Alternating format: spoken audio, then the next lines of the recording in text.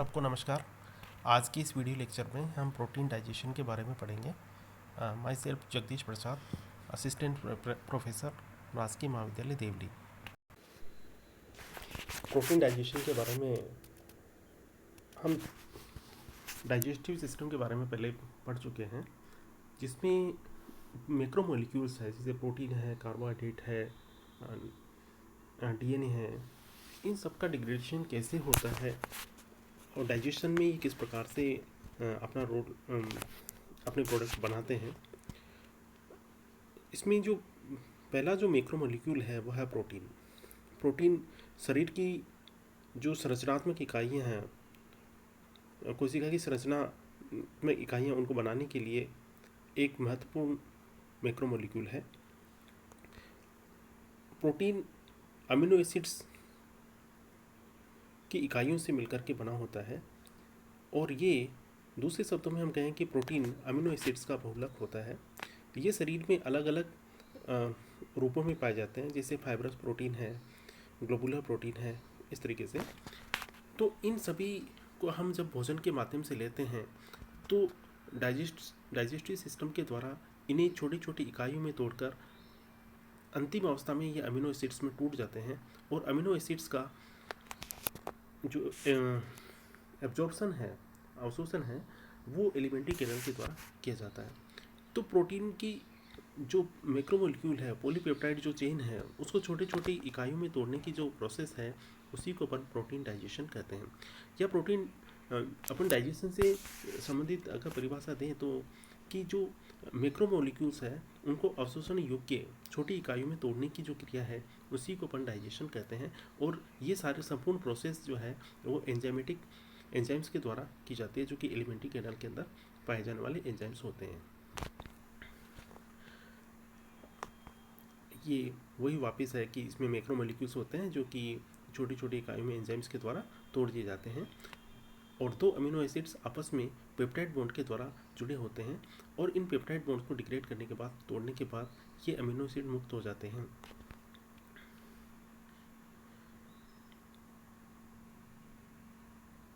क्या protein digestion के अंदर एंजाइम्स के द्वारा प्रोटीन का हाइड्रोलिसिस होता है?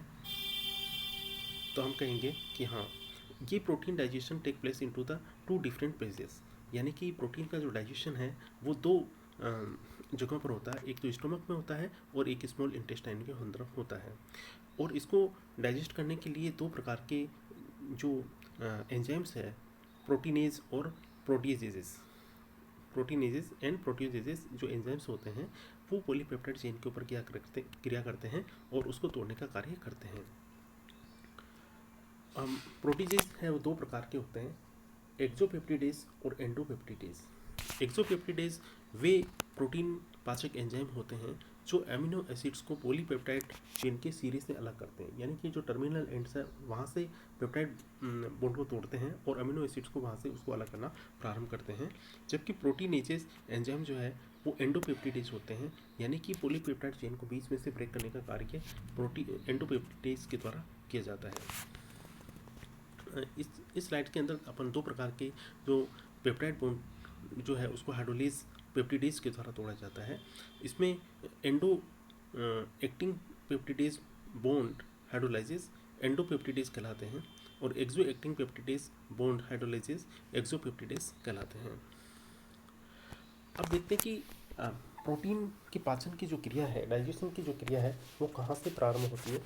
कोई भी जो एनिमल है या अगर मनुष्य की बात करें तो हम जो है भोजन के रूप में प्रोटीन को भोजन के साथ में ग्रहण करते हैं, और जब ये माउथ में पहुंचती है तो सलाइवरी ग्लैंड के द्वारा इनके अंदर सलाइवा मिक्स किया जाता है। लेकिन यहाँ पर माउथ के अंदर या सलाइवरी ग्लैंड्स के द्वारा स्रावित जो सलाइवा है उसके कारण प्रोटीन का किसी प्रोटीन को पचाने वाला कोई भी एंजाइम इनमें उपस्थित नहीं होता है, तो माउथ में प्रोटीन का पाचन नहीं होता है। यानी सलाइवरी जो ग्लैंड से स्रावित जो पदार्थ है वो प्रोटीन के पाचन में सहायक नहीं होते हैं। ये केवल जो भोजन है उसको लसलसा बना देते हैं ताकि ये आसानी से स्टोमक में पहुंच सके। ये जो डायग्राम है उसके अंदर जो अपना पाचन तंत्र है उसके विभिन्न प्रकार के जो कंपोनेंट्स पार्ट्स है उसको दिखाया गया है। सबसे पहले जो भोजन है वो आहार नाल में से होता हुआ स्टमक में पहुंचता है। और स्टमक में हम जानते हैं कि यहाँ पर विभिन्न प्रकार की जो ग्लैंड्स है वो उपस्थित होती है और उनके द्वारा HCl तथा जो अन्य जो एंजाइम्स है उनका स्रावन स्टमक के अंदर किया जाता है।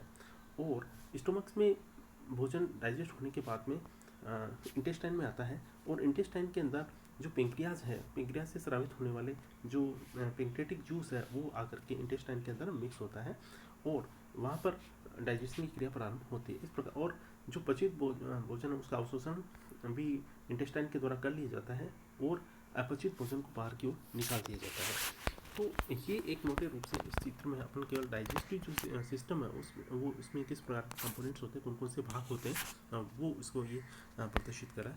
अब अपन देखते हैं कि प्रोटीन का एक्चुअल पाचन होता कैसे है डाइजेस्टिव सिस्टम के द्वारा।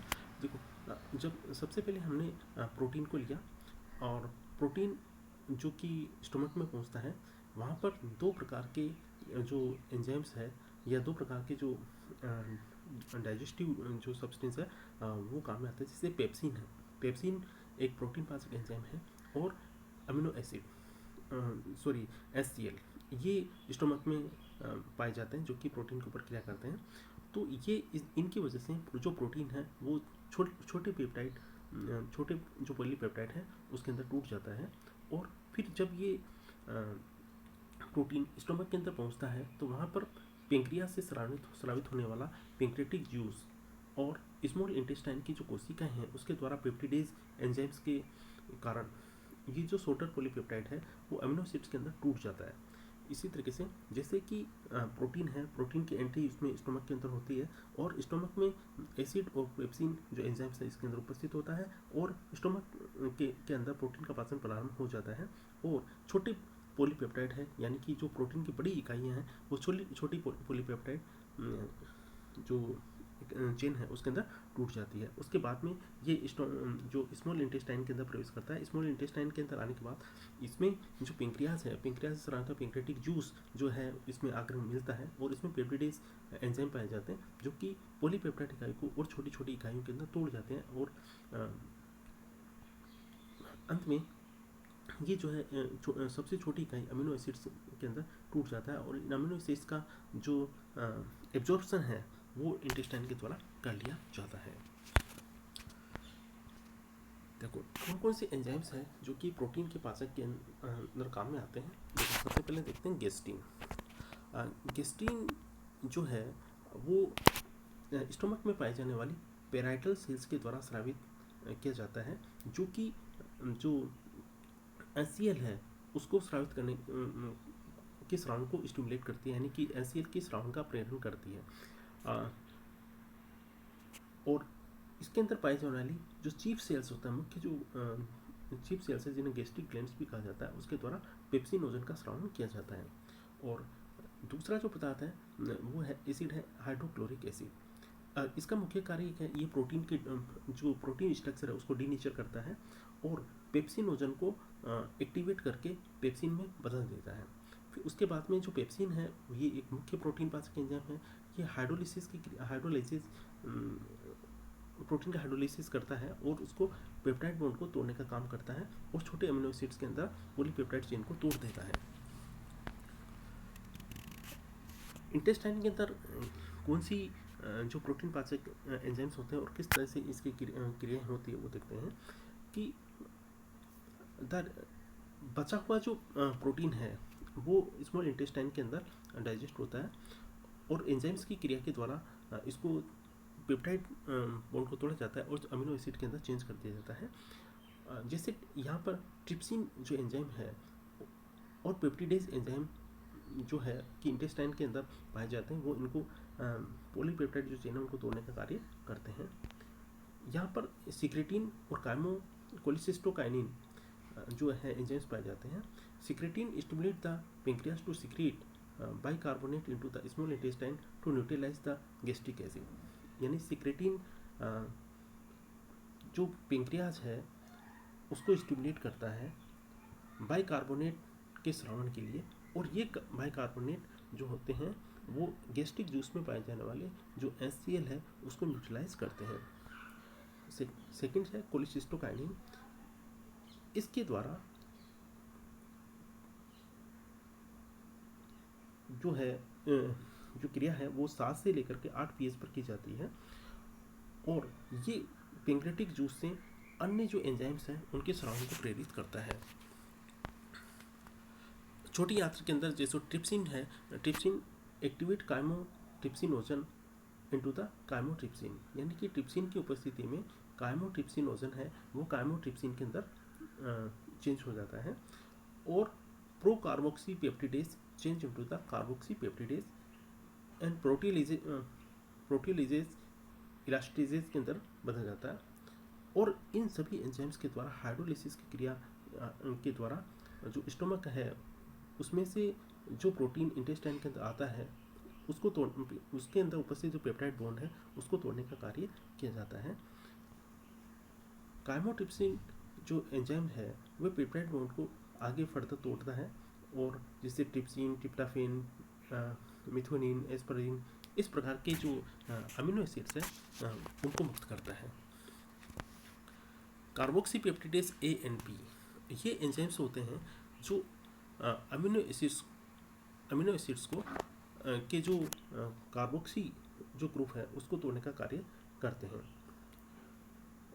इलास्टेज या कोलाजिनेज एंजाइम जो है cleave the polypeptide into the smaller polypeptide and tripeptide, यानी कि पॉलीपेप्टाइड को छोटे और उसके अंदर तोड़ देता है, छोटे जो इकाइयाँ उसके अंदर तोड़ देता है और ट्राइपेप्टाइड, डाइपेप्टाइड आगे ये फर्दर टूट दे देते हैं।